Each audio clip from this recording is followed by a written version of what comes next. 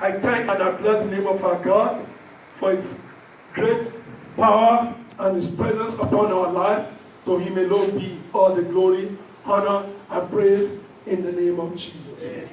This morning, the text of my message is taken from the book of 1 Corinthians. 1 Corinthians chapter 4, starting from verse 1 to 5. 1 Corinthians chapter 4, starting from verse 1 to 5. Yes, sir. Let the man so account for us, as of the ministers of Christ, and steward of the mystery of God. Moreover, it is required in steward that a man be found faithful. But with me, it is very small thing that I should be judge of you, or of man. Judgment here, I judge not my own self. For I know nothing by myself, yet am not hereby justified. But he that judge me is the Lord. Therefore, judge nothing before the time, until the Lord comes, who both will bring to light the hidden thing of darkness, and will make manifest the counsel of the heart. And then shall every man have grace of God. May the Lord bless the reading of His word. Amen. May the Lord bless the reading of His word. Amen. This morning, I want to share a message with you, which I title, Faithfulness in Service. Can we say that? Faithfulness in service.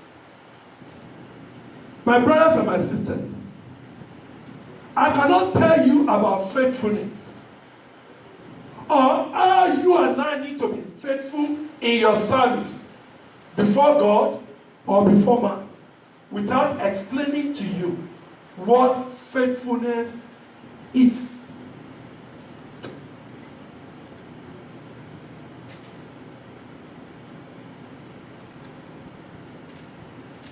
Faithfulness means to be true, to be genuine, to be true.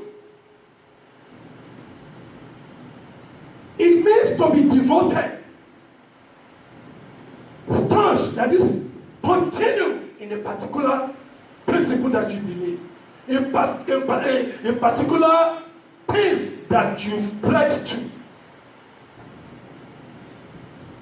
To be faithful, that means to be constant. To be constant and not moving around, but to be constant. And to be what? And to be loyal. Loyal implies quality or stability. Dependability, because you are saying it in this song that God is dependable. I hear you sing it in that song. That is saying God is a faithful God because He is dependable. You can depend on, you can rely on Him, and you'll be sure that He will be true to what He has said in His word. Please, I want you to listen to this play. You just want to come here to waste your time. Just listen to the message. This is what you come here for. And devoted to that service that God has called you and me to do. Faithful implies a long, continued, and a steadfast fidelity, or whatever one is bound to be a pledge, to be by pledge, or a picture of obligation, to whatever you have an obligation to what? You align yourself with it, and you continue in it, and you are steadfast in it to the end. That's why when a man breaks that vow, we call it infidelity. That is, he breaks out of fidelity of his commitment. The same thing applies to men and women. God is calling you and I into faithfulness of your service. Service to God, your Maker, who died for you, who gave His life for you, or faithfulness to another man or another woman, or to the children that God has blessed you with, or to the husband God has blessed you with, or to the wife God has blessed you with. Faithfulness in your service to them and to mankind that was surrounding you. People of God, our life interwoven. What do I mean? Our life interconnected, and in every areas of life, God is calling us to faithfulness. And I've already explained faithfulness to you. See, a long continuous steadfast to one that you are bound to by a pledge, duty, or obligation. God demands faithfulness from you. God demands faithfulness from me. I don't know whatever God has given unto you, either great or small. God demands faithfulness from you. Some are highly gifted, some are financially blessed, some are intellectually blessed. Everything God has given to you, faithfulness is required of you. Faithfulness is required of me. And that's exactly what Paul is trying to make the church understand in Corinthians. That faithfulness is very, very important. Even if any man is not judging you, but God is your righteous judge. He's the one marking your dossier. He's the one marking your report. He's watching you. He's seeing your actions. He's seeing your attitude. He's seeing everything you are doing. Just like I told people in the course of my teaching yesterday with the choir, I'm not your employer. You are serving God. Just like I'm serving God also. Congregation, you are serving God just as I'm serving God as well. I'm just placed into this position to what? To serve God's purpose in your life. That is my work of service in my call upon my life. And I need to be faithful to that. And you too need to be faithful in your call as well.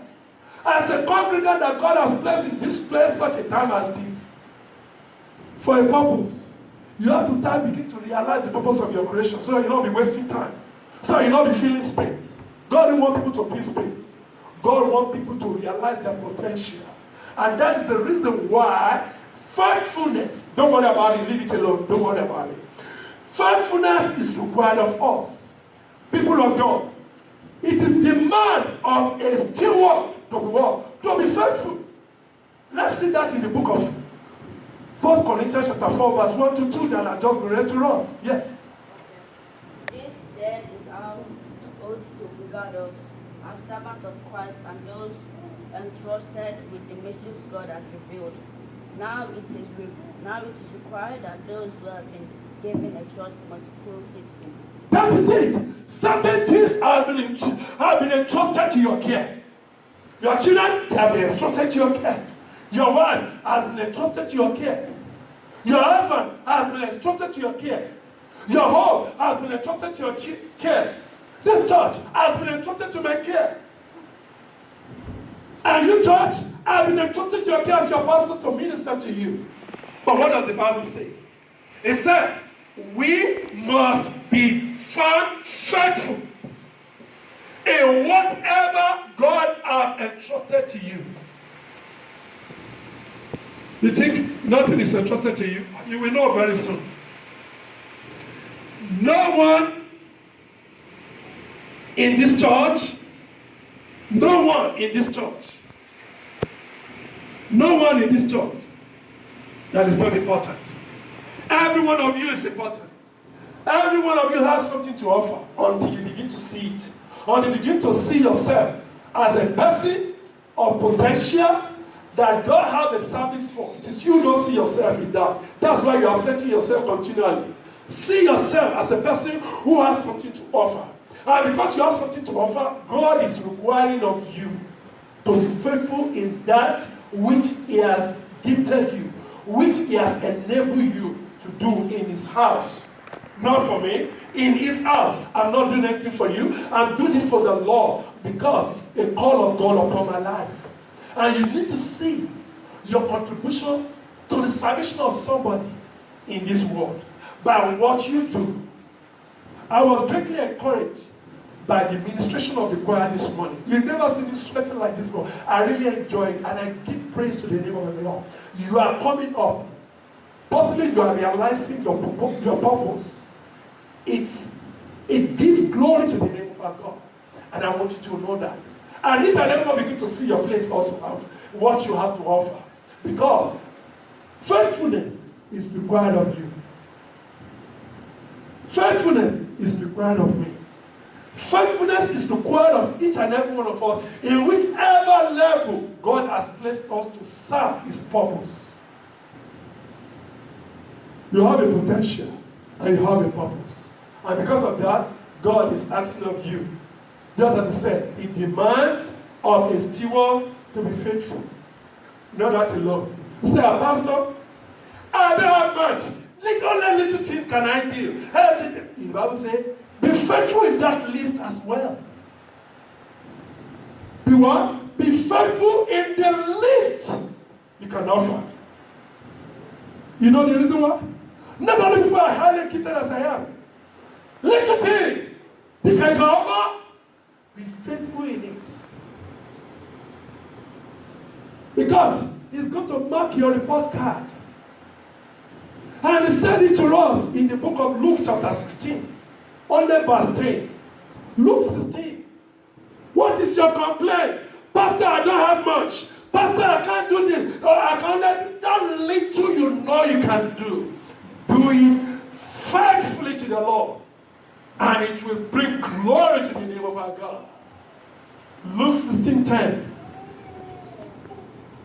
If you are faithful in little things, if you are faithful in little things, you will be faithful in large ones. God said, if you are faithful with that little that you are saying you have, God said, you will be faithful in a large thing. Only verse 10 I need it. But if you are dishonest in little things, but if you are dishonest in the little God has given you, is that your complaint? I don't have much. I can't do this. I cannot do this. That little you can do, the Bible says, if you are faithful in that little, you'll be faithful over great things that God is going to give you. But if you are unfaithful over that little, the same thing will repeat itself when big one will be given. And not everyone will give you that big one either. Because they've already seen what you do with the little that you are complaining of. Okay, thank you, man. That's all I need.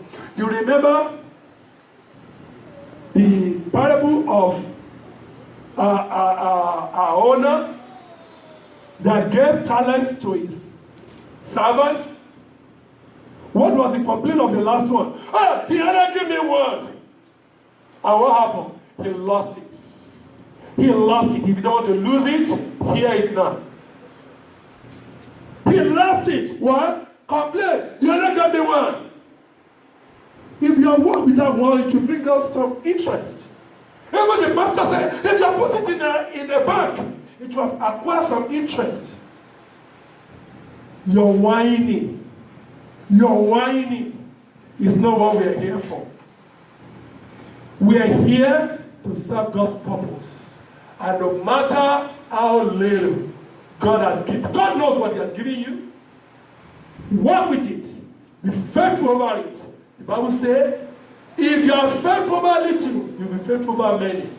But if you are not faithful over that little, you're complaining, nobody's going to give you more. Continue to pray for as many or more of those things. You won't have it. It is the truth. Because God is watching you. You see what you are doing with what you have been given. Nothing. Nothing plus nothing equals nothing. And God is a good investor. He will not invest in nothing. He said,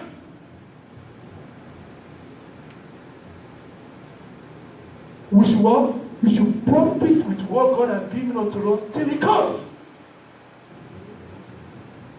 God wants us to profit with what He has given us till He comes. That's the reason why the servant that was given 5, bring more 5. The servant that was given 2, bring more 2. God is going to ask you to give account of what you have done with what He has given unto you. And that's the reason why faithfulness is required of you. Over that little you have, over that little time you have, over that little money you have, over that talent you have, over whatever little you say you have, faithfulness is required over it. And it is very, very important that you get it now. Not that alone. The Lord wants you to be faithful in dealing with money. The church don't like that. When we talk about money, nobody like that. Because they hold to the money like their God. It's true. God wants you to be faithful over your dealings with money. Don't let money have your life. Don't let money control your life. You control the money. And the only way you can control money is when you are faithful over that money. If you are not faithful with money, money will be controlling you. Oh, it's not enough. Tithe, no tithe. Oh, I can't pay tithe in this money. Before I pay this bill, before I pay this bill. And that's how you're going to live the rest of your life, having nothing to show for. It's the truth. But God wants to break you and I free from it, so that you will not attach to money. How many of the money priest had, he took away? They show his dead body in his living area. He died with socks. I was watching, with all this stuff that this guy had, that should be a lesson for you. You come with nothing, you go with nothing. I saw Michael Jackson too. With all the stuff he has, it goes with nothing. Nothing you gain, nothing will you go back. Why will you let those things make you unfaithful? Things, they're just things. Why will you, God gave you those things so you can work with it. He said, profit till I come. How do you profit? By your faithfulness over that which God has given unto you. And let God be God and let every man be a liar in your life. No church need your money. God is not living off your money. It's just a way of favoring and blessing you. What God needs of you is faithfulness. What God needs of me is faithfulness. And that's the reason why faithfulness is required in the dealing of in money dealing. People of God, this is the truth. Many didn't like it, but I'm your pastor. I'll be honest with you. Even if you get mad with me, I will apologize to you because it's the truth of the word of God. God didn't send me here to lie to you, so I can feel good. No. I'm here to tell you what you need to hear that will help your life. Even if you don't like me today, you will remember, Pastor said this. Just as you have told me many times. Just as you have confirmed many things I've taught you in this church. I've teach you, I've told you, I've spoken to you. And you have confirmed it. At the same time. Faithfulness in dealing with money. God wants us to. If you want to have more of it, you remember what our mother ruled to us? He said, if you are not faithful over that little you are getting, even if I give you more, you will not be faithful. Therefore, there won't be need for you to have more. That's what it means. But if you are faithful over little, I know I can trust you. Okay, look at me, people of God. You see, financial blessing God is giving unto you. You are like God's bank. Maybe your paycheck, I don't know whether you have your money through your paycheck or through your business dealing or your transaction agreement that is bringing money from your blessing, you release it to you. Those, God make you a bank account. So that anytime God needs you, or needs some stuff on you, James, give me $100 or give $100 to that man. Give also to your church. Give this to this person. When God cannot get that back from you, He won't trust you with it. It's like your bank. Do you go to your bank and put $1,000 in that account? And by the time when you write a check, you want to pay somebody, bank start telling you stories. It will happen. Is that not? You want your money back. The same way is with God. Everything you have, that's the reason why when you die, you don't take anything with you. Everything we have, we are a manager. And God wants us to manage faithfully. If God can trust you, He can tell us, son, give that church 1,000. Son, help that brother. Give this to that, give to that. You know what? It will be coming to you. We will not be able to explain it.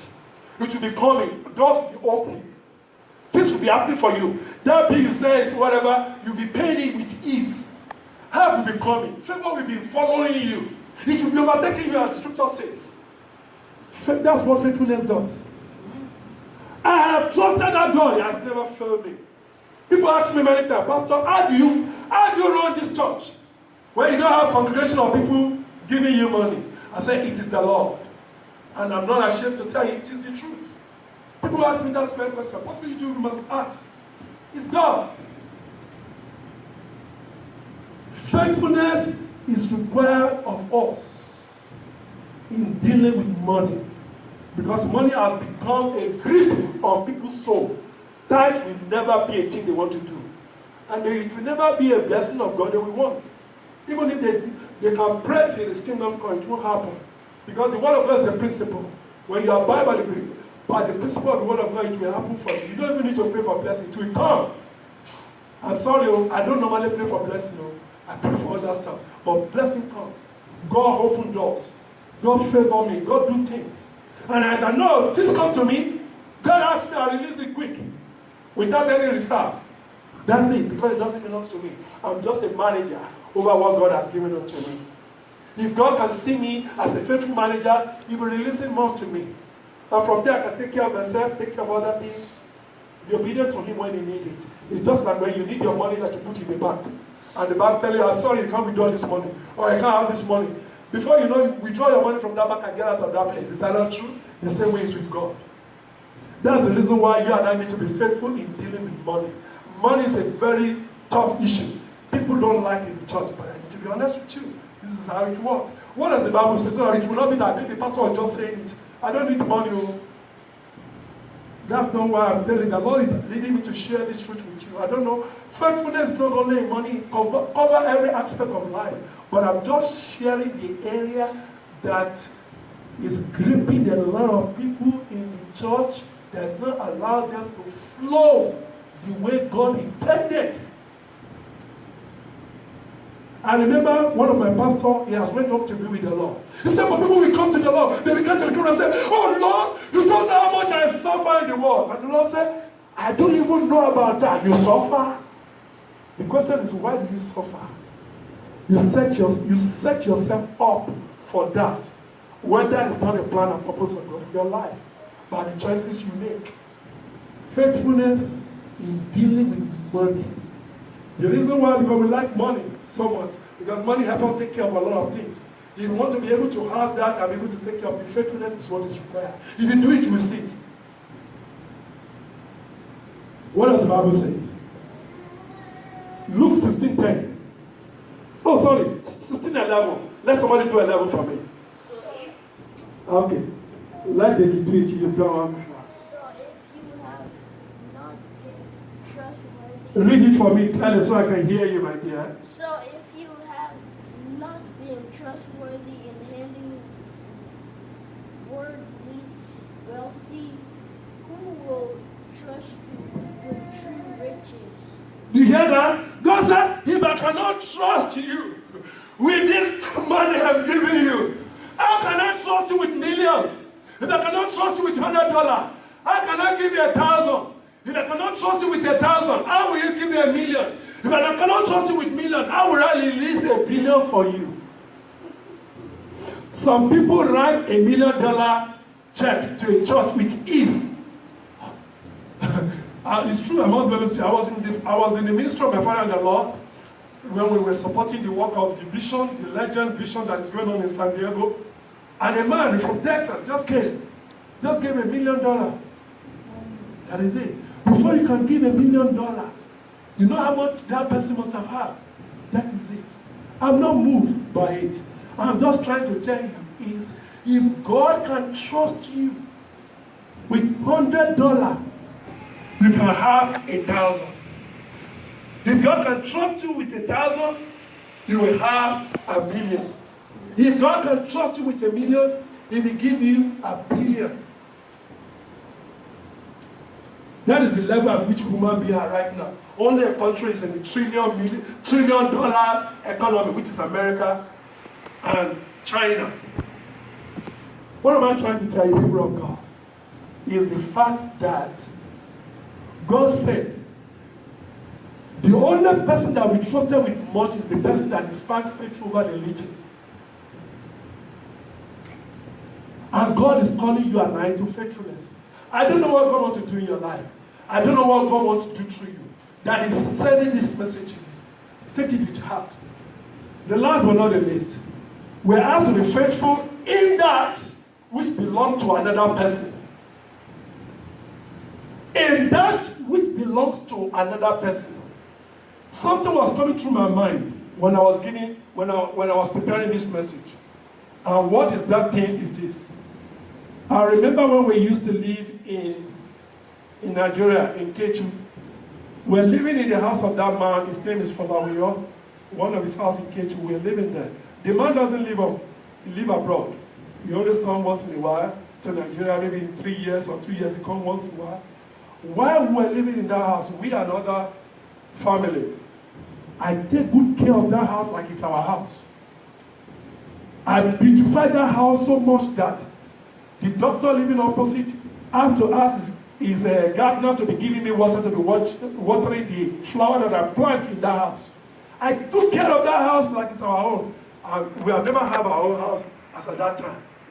Do you know it is from that house we went to build our own house?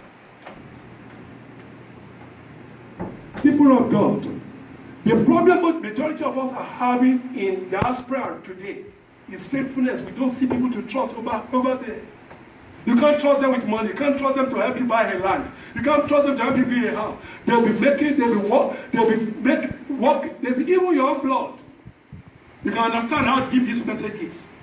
Faithfulness in that which belongs to other people. You can't trust them with other things. The same thing applies to you, people of God. God wants us to be faithful in what belongs to other people. No, it's not my own. Does that mean you will not be faithful to over it because it's not your own?